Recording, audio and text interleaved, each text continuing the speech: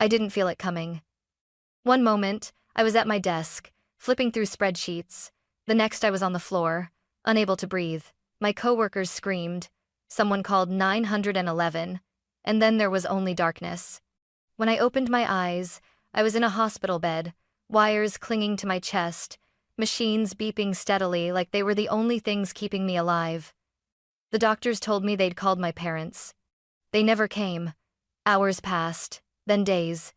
And when my phone finally lit up, it wasn't a message asking if I was okay. It was a tag. A photo of my parents and my sisters, smiling by the lake, the caption loud and cruel. Family day, without the drama. I stared at it until the screen went dark again, realizing that the collapse at work wasn't the only thing that had broken something inside me had. 2. The truth is, it hadn't come out of nowhere. My body had been warning me for months, maybe longer, headaches that wrapped like a vice around my skull, dizzy spells that made the room tilt, a tightening in my chest I convinced myself was just stress. I brushed it all aside. Who had the luxury of slowing down when bills kept stacking and voices at home kept reminding me that I was the responsible one? I paid my mom's car loan because she said she'd lose it otherwise. I sent money to Melissa every other week for emergencies that somehow always included a new outfit or a trip she didn't tell our parents about.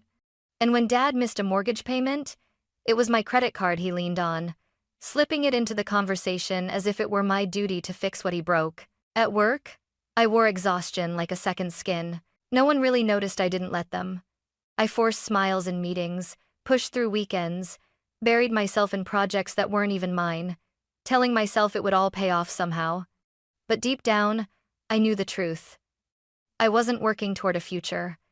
I was patching holes in a sinking ship, holes my family had drilled and walked away from. Sometimes, I thought back to high school when I'd bring home good grades or small awards. Mom would barely look up and say, "Did you thank your teacher?" While Melissa and Paige crashed cars, skipped classes, and still got sympathy. That imbalance never left me. I grew into the role they carved out for me, the background character, the fixer, the invisible support beam no one bothers to thank until it's gone. So when my body begged me to stop, I refused. I told myself quitting wasn't an option. I told myself I was strong enough to keep going, that being tired was just part of adulthood, that sacrificing was what good daughters did. But lying there in the hospital later, hooked to machines, I realized I hadn't just ignored the warning signs, I'd silenced them. I had treated my own health like another bill that could wait until tomorrow. And tomorrow had finally arrived. It happened on a Monday afternoon, the kind of day that blends into all the others. I was halfway through preparing a client presentation, flipping between slides, reaching for a folder at the printer. My legs buckled before I even understood what was happening. One second I was standing, the next my world went black. When I opened my eyes, I wasn't in my office anymore. White light glared down on me, steady beeps pulsed in rhythm with my heartbeat, and cold wires were taped across my skin. For a second, I thought it was a dream. But then the nurse leaned over, her eyes calm but firm, adjusting the IV drip. "You had a cardiac event," she said gently. "It could have been worse. You were lucky you collapsed at work. Your coworkers called 911 immediately." Her words pierced through me. A cardiac event. Not just exhaustion, not dehydration, not stress. My body had failed me in a way that couldn't be ignored or brushed aside. The strangest part was the silence. Hours passed, then a full day, and still no one came. The nurses checked in, doctors explained the treatment, but when they mentioned they had already contacted my emergency contacts, my parents, I froze. I waited for footsteps in the hallway, for a familiar face, for anything. Nothing. On the second night, I woke up from a nap and reached for my phone. Maybe the hospital had the wrong number, maybe my parents had tried to call. My hands trembled as I unlocked the screen. One notification. Just one. A tag on Instagram. Melissa had posted a photo. Her, Paige, and my parents smiling at a picnic table by the lake. My mom had even made her signature deviled eggs, the ones she never cooked unless it was a special occasion. The caption read, "Family day without the drama." I stared at it until the screen dimmed. My chest tightened, not from the machines, but from something colder. That picture hit harder than the collapse itself. My family wasn't just absent, they were celebrating my absence. I turned the phone face down on the table. The beeping of the monitors filled the room, and I realized that for the first time in years, I wasn't just exhausted, I was completely alone. I didn't respond to the post.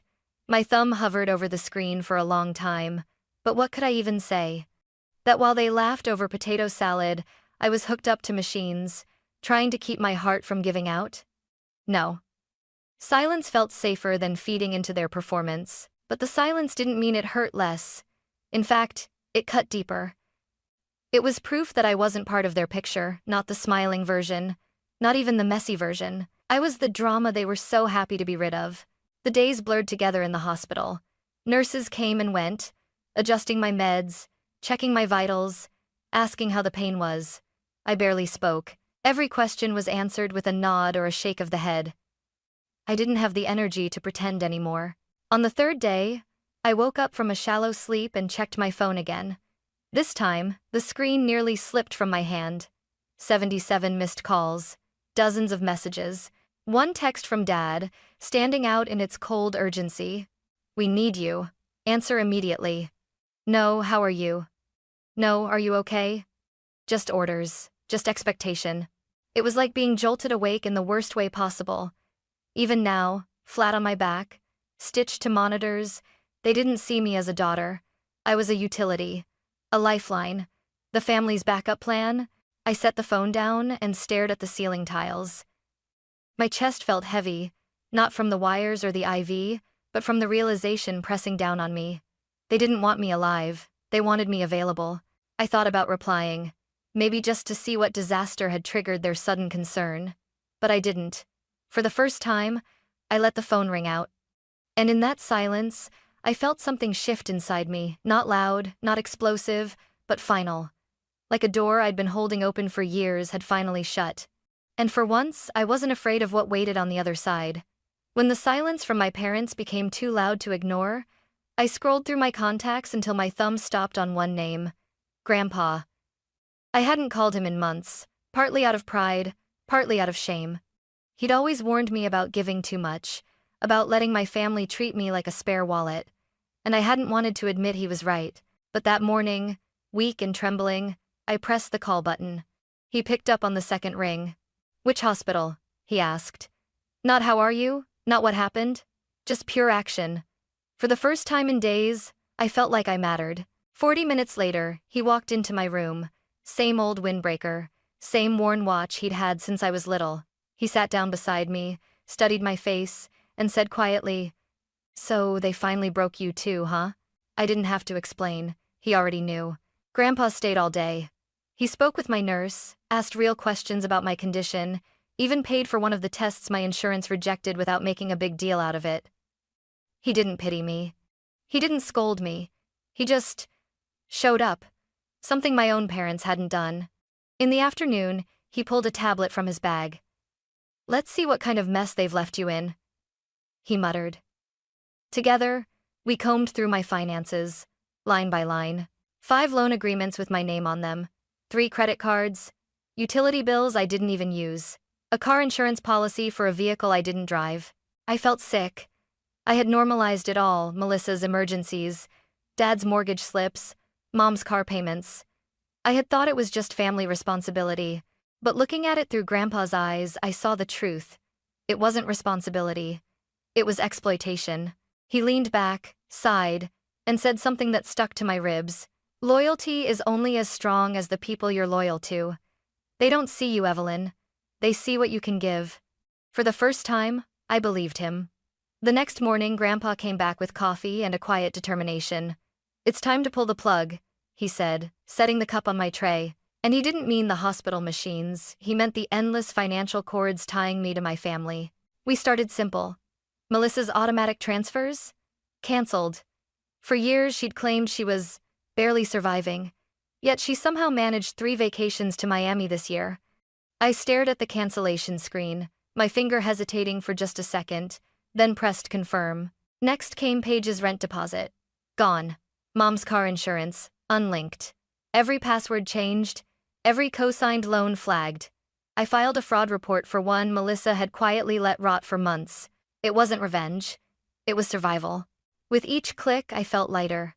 But the fallout was immediate. By evening, my phone buzzed nonstop. Mom's voicemail was sharp, her tone dripping with irritation instead of concern. "I don't know what you're trying to prove, Evelyn, but this isn't how family behaves." Munning. Melissa's message was harsher. A screenshot of her checking account balance, .34, followed by, "Fix this now." Paige tried a different tactic. Her text was long, emotional, pleading. "I don't know what drama you're caught up in. I just want peace. Please don't punish me for things I didn't do." I almost laughed. The last time I told her I couldn't co-sign another lease, she rolled her eyes and ghosted me for 3 months. But now, suddenly, she was the peacemaker. And Dad? His voice was the worst. Cold, clipped, commanding. "You're about to destroy everything we've built. Call me immediately." Everything we built? I wanted to scream. They built nothing.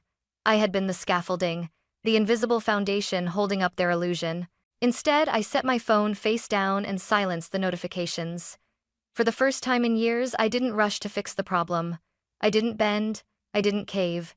The only sound in the room was the steady beeping of the heart monitor, reminding me I was still here. And for once, that felt like enough. I thought the storm would end after I cut the wires. I thought maybe, just maybe, my silence would teach them something. But silence only made them louder. It started with Paige.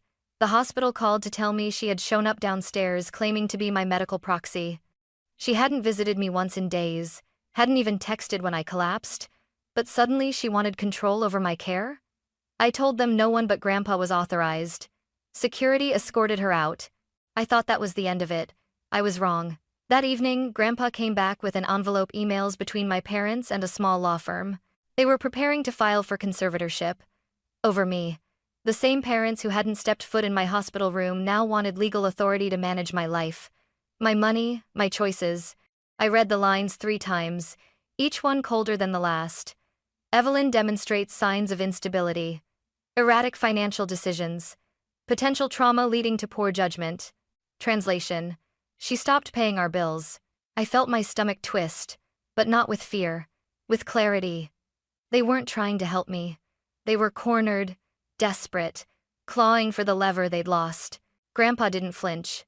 "We'll fight it," he said. And the next morning, my lawyer, his lawyer, really filed every countermeasure we needed. Cease and desist orders barring them from contacting my doctors, fraud alerts on every shared account, restraining barriers on assets tied to my name. While the legal work unfolded, my family launched their second front, the internet. The first video came from Paige. Filmed in her bedroom, makeup smeared, voice trembling, she spoke straight into the camera. "There's someone in our family who's going through something dark. We're trying to help her, but she's lashing out and hurting people. We don't want to lose her." She never said my name, but she didn't need to. Everyone knew who she meant. Comments flooded in. "Stay strong, Paige. Praying for your sister. Mental illness is so hard." Melissa reposted it with a heart emoji and the words, "We all want peace. Peace." After everything, they still had the audacity to play martyrs. At first it worked. Old friends messaged me, worried. An ex-coworker emailed, asking if I needed help getting back on my feet. They were spinning my collapse into a breakdown, painting me as unstable while positioning themselves as the heroes. But then one comment flipped everything. A stranger posted a screenshot of Melissa's old caption, "Family day without the drama," side by side with Paige's crying video. The caption underneath read, "So where was all this love when she was actually in the hospital?" It exploded. Sympathy turned to outrage. People dug into old posts, into Melissa's lavish trips, into Paige's boutique scams, even into my father's shaky work record. Receipts surfaced, lies unraveled. By the end of the week, Melissa's sponsorship deals were gone, Paige's online shop was bombarded with refund requests, and Dad was suspended from work after a client saw the threads. The empire they built on my silence was crumbling, and all I had done was nothing. I didn't feel victorious. I didn't feel revenge.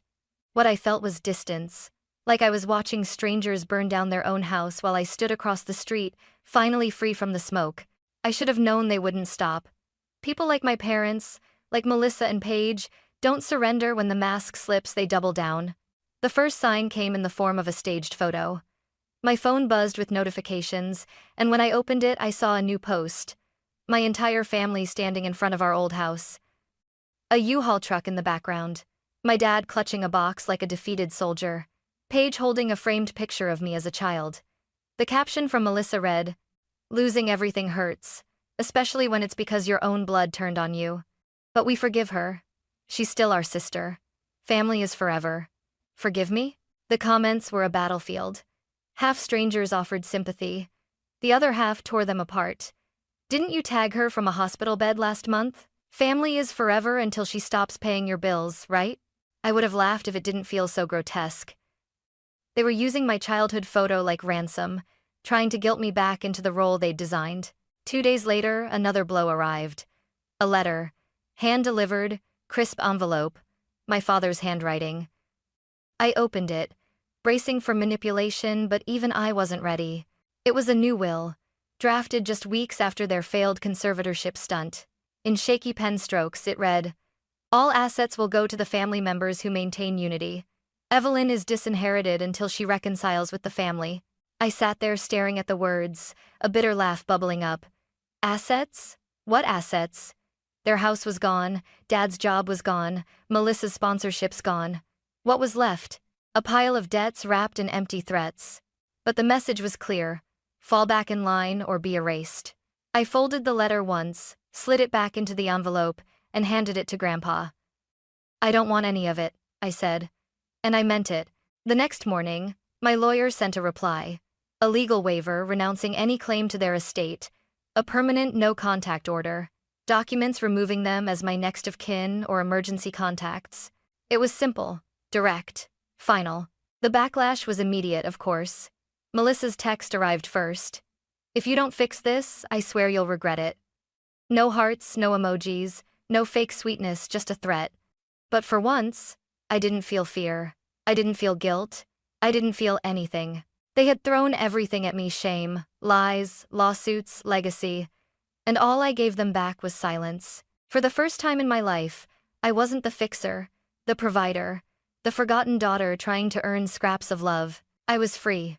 2 weeks after the will arrived, I left the hospital. Grandpa picked me up, tossed my small overnight bag into the back seat, and said simply, "We're going to the mountains." I didn't argue. I didn't want to go back to my apartment. It still felt too close to them, too filled with shadows of missed calls and angry messages. So I let him drive. We ended up in a small cabin just outside a quiet town. The air was crisp, the night silent except for the hum of crickets. For the first time in years, I slept without my phone buzzing beside me. For the first time, I woke up without the weight of someone else's debts pressing against my chest. I took a remote job, cut my hours, started reading again, cooking for myself, breathing for myself, living for myself. Every so often, someone from the past tries to reach out: a cousin, an old neighbor, even a classmate who read about the drama online. They ask, "What really happened?" I never explain, because I know my family's version, the one where I'm selfish, unstable, cruel. They'll keep telling that story. Let them. I don't need to win the narrative war. I don't need their approval anymore. I have something better: peace. And peace is worth more than being loved by people who only love you when you're useful.